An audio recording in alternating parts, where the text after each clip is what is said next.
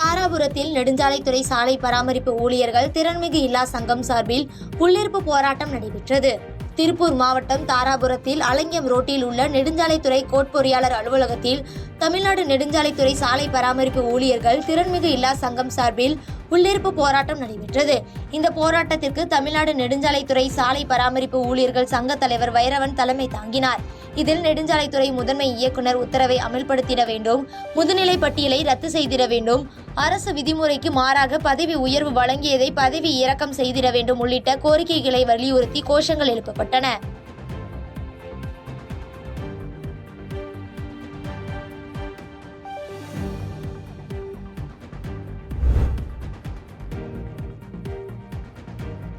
திருச்செந்தூரில் வெள்ளையனின் உடல் நல்லடக்கம் நடப்பதை முன்னிட்டு கன்னியாகுமரியில் 1000க்கும் மேற்பட்ட கடைகள் அடைத்து தங்களது அஞ்சலியை செலுத்தினர். தமிழ்நாடு வணிகர் சங்கங்களின் பேரவைத் தலைவர் வெள்ளையன் நேற்று முன்தினம் உடல் நலக்குறைவால் சென்னையில் காலமானார். அவரது நல்லடக்கம் சொந்த ஊரான திருச்செந்தூர் அருகே இன்று நடைபெறுகிறது. இந்நிலையில் வணிகர் சங்க பேரவைத் தலைவர் வெள்ளையன் மறைவிற்கு அஞ்சலி செலுத்தும் விதமாக சுற்றுலா தலமான கன்னியாகுமரியில் 1000க்கும் மேற்பட்ட கடைகள் அடைக்கப்பட்டுள்ளன.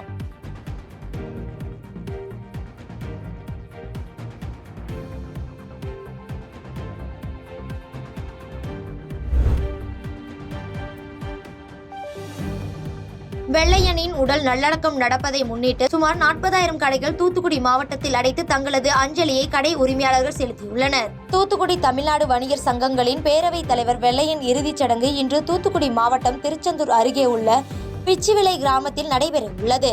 இந்நிலையில் அவருக்கு அஞ்சலி செலுத்தும் வகையில் தூத்துக்குடி மாவட்டத்தில் சுமார் 40,000 கடைகளை கடை உரிமையாளர்கள் அடைத்து தங்களது அஞ்சலியை செலுத்தினர்.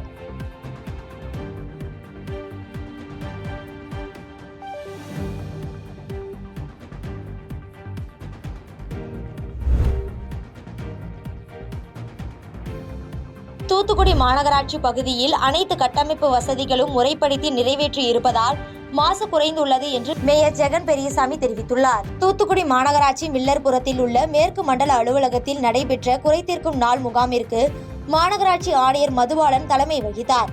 இதில் பொதுமக்கள் தங்களது கோரிக்கை மனுக்களை வழங்கினர்.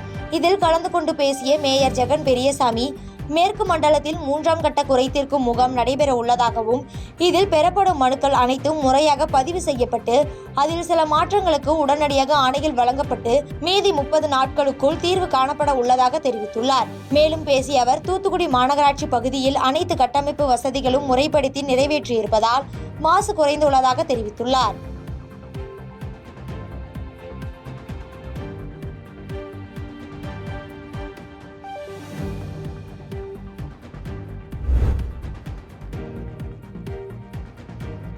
அறந்தாங்கி அருகே ராஜேந்திரபுரத்தில் உள்ள ரபீக் என்பவருக்கு சொந்தமான மட்டை மில்லில் திடீரென தீ விபத்து ஏற்பட்டதால் பரபரப்பு ஏற்பட்டுள்ளது.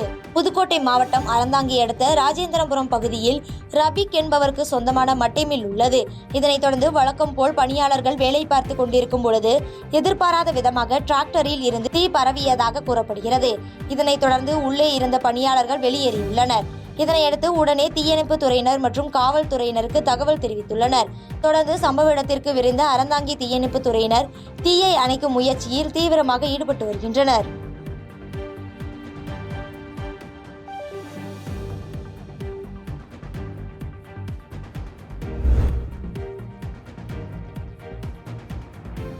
திண்டுக்கல் அருகே 13 வயது சிறுவன் மர்ம காய்ச்சல் காரணமாக உயிரிழந்ததைத் தொடர்ந்து முன்னெச்சரிக்கை நடவடிக்கையாக அப்பகுதியில் சிறப்பு மருத்துவ முகாம் நடைபெற்றது.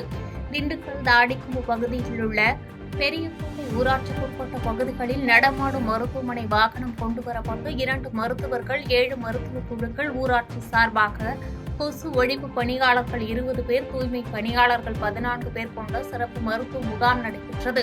இதன்படி 200க்கும் மேற்பட்ட வீடுகளுக்கு சென்று மருத்துவ குழுவினர் காய்ச்சல் பாதிப்பு உள்ளதா என்று ஆய்வு மேற்கொண்டனர்.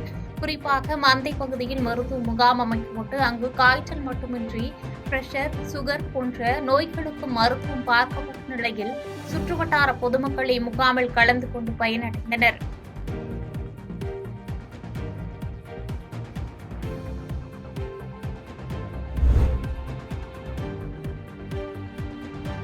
காரைக்கால் அடுத்த அக்கரைப்பட்டம் பகுதியில் அமைந்துள்ள சித்தானந்த சுவாமிகளின் 110வது மகா குரு பூஜை வெகு விமர்சையாக நடைபெற்றது.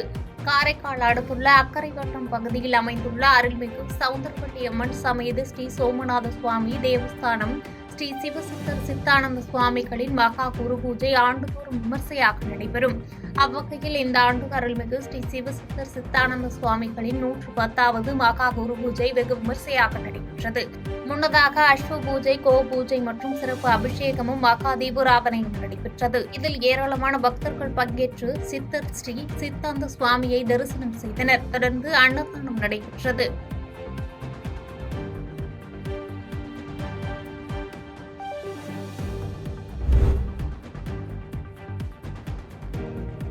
பரம்பொருள் அறக்கட்டளைக்கு அழைத்து சென்று மகா விஷ்ணுவிடம் 5 மணி நேரத்திற்கு மேலாக சைதாப்பேட்டை போலீசார் விசாரணை மேற்கொண்டனர்.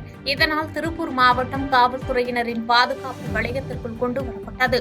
இதற்கிடையே மாதர் சங்கம் மற்றும் வாலிபர் சங்கத்தினர் மகா விஷ்ணுவுக்கு ஜாமீன் வழங்கக்கூடாது என விசாரணை நடைபெற்ற அலுவலகம் அருகாமையில் ஆர்ப்பாட்டத்தில் ஈடுபட்டது பரபரப்பை ஏற்படுத்தியது.